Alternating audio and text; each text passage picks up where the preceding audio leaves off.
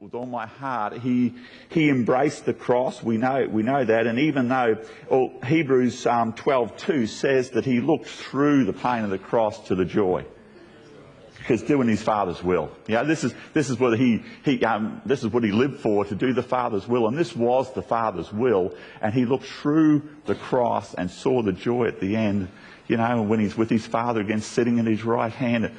Friends, in our dark times, we need to look through the pain, through those things, and focus on the joy at the end. When our God says, "Well done, good and faithful servant. You stood strong. He who overcomes," what does it say in the Revelation, "shall receive the crown." It's all things like that. So anyway, I thought, okay, let's see how Jesus handled it all. How about you? You ready for the cross, or are you still trying to escape the pain of the cross? Because with the cross comes pain. No two ways about that. Jesus says, pick up your cross daily and follow me. And it's letting go of the things that sometimes you've been in for years. And, it's letting go of the things that, worldly things. The cross means full commitment. Ooh, that's something that's hard to grab hold. That's what the cross means. You've got to be fully committed to Christ to pick up the cross. Let's look at some of the people that Jesus impacted on the way through. First person I see Jesus impacting was Simon of Cyrene. Now, this was a man who didn't willingly pick up the cross. He was forced to pick up the cross. And I don't think that anyone can come face to face with Jesus. Like, obviously their eyes met, and this man, he was a Gentile, but this was a man that saw something in this guy. I just know it.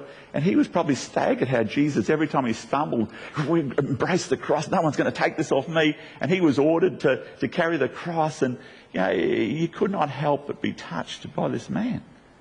And Simon of Cyrene. Now, the Bible says he was a swirly-skinned man, which means the black South African. I looked up what that means. He was a swirly-skinned man. It's interesting. In Acts 13:1, there was a list of men sent out by Paul and Barnabas for the first mission to the Gentiles. Now, one of those men's name was Simon, and it also says he was a dark, swirly-skinned man. Now, could this be us seeing Simon again, who was touched when he carried the cross for Jesus? That's a major part in anyone's life. You come in contact with the Son of God and you carry the cross with him. You can't tell me anyone's ever going to be the same. And here we see Simon again as a Christian leader, heading one of the first mission to the Gentiles. I'm just saying, could this have been the same Simon? Or perhaps the first mission to the Gentiles had already taken place on Golgotha when Simon learned to carry the cross. Perhaps that was the first mission to the Gentiles. Luke 9:23 tells us that we need to pick up the cross daily and follow him. As I said before, it's a sign of full commitment, because you won't want to pick up the cross unless you're fully committed to Christ. But let's look at Jesus' last words. The last words of a dying person is always very, very important. You ever seen movies on TV when someone's dying, everyone's got their head to their ear? Because if you're ever going to hear the truth, it's going to be then, because their time is short. And I believe also, too, obviously Jesus always told the truth, but Jesus' time was short. The last words were going to be so important. He wasn't going to waste his breath on saying words that didn't really matter. So I thought, let's have a quick look at how this man that we follow now stood strong in the dark times, and how he impacted the lives of the others and the things that he said. First thing he said, "Father, forgive them, for they know not what they do." In your dark times, do you start pleading for others? Like, quite often our dark times are brought on by unforgiveness we've harboured, or perhaps bitter feelings towards a family member, or a friend who's betrayed us, or a wife or husband that's left us. And those dark times can quite often bring on illnesses in your life if you hang on to them. But look what our leader did. He started pleading with God in the dark times for those people who betrayed him. He started pleading, God, forgive them. God, forgive them. Do you do that in your dark times when things are going really bad, when, perhaps things are falling over in your life? Do you start pleading for the ones that have probably start the sort of falling over effect? Start pleading for them, because that's what Jesus did. And we need to do that in dark times. So I'm going to go through these fairly quickly. The second thing he said, today you shall be with me in paradise. Matthew, you all know that two thieves were crucified on the cross with Jesus.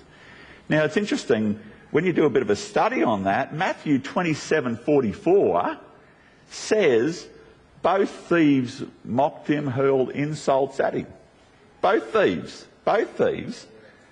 Now, something happened to one of the thieves. In Luke 23:42, this one of the men have changed.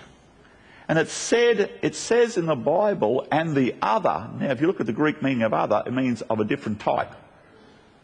This man, who was of a different type to the other man, obviously he joined in the beginning, quite often with sort of crucifixion. There was a lot of cursing, a lot of swearing, because the men were in pain, and this was the normal thing. And I believe these two guys started off doing that, but something changed. One of the men who was of a different type to the other, and he started to change. Now, what was it that made this man change? I believe it was either one or two things. Perhaps it was the sign on top of the cross that Pilate had put as a joke to sort of insult the Jews, but it was the truth. And whether the truth of that sign, because he said, remember me when you come into your kingdom. Well, the sign on the top said Jesus Christ, King of the Jews. So whether he saw that sign and said, well, if he's a king, he's going to have a kingdom. So, whether it was that sign or whether it was the way this man, no matter what they did to him, kept pleading to God, oh, forgive him. Forgive him. When I looked at the Isaiah 53:12, it talks about the Christ made intercession for the transgressors. Now, intercession, it's got, when I looked up the meaning of that, a petition of frequent prayer. Perhaps Jesus didn't say, forgive them, Father, they know not what they do once. Perhaps with every blow of the hammer, forgive them, Father, forgive them, Father. Perhaps with every insult that was hurled at, forgive them, Father. Perhaps at everything that the thieves on the cross was, forgive them, Father. It was a flurry of intercession all the time to God for these people who were hurting him.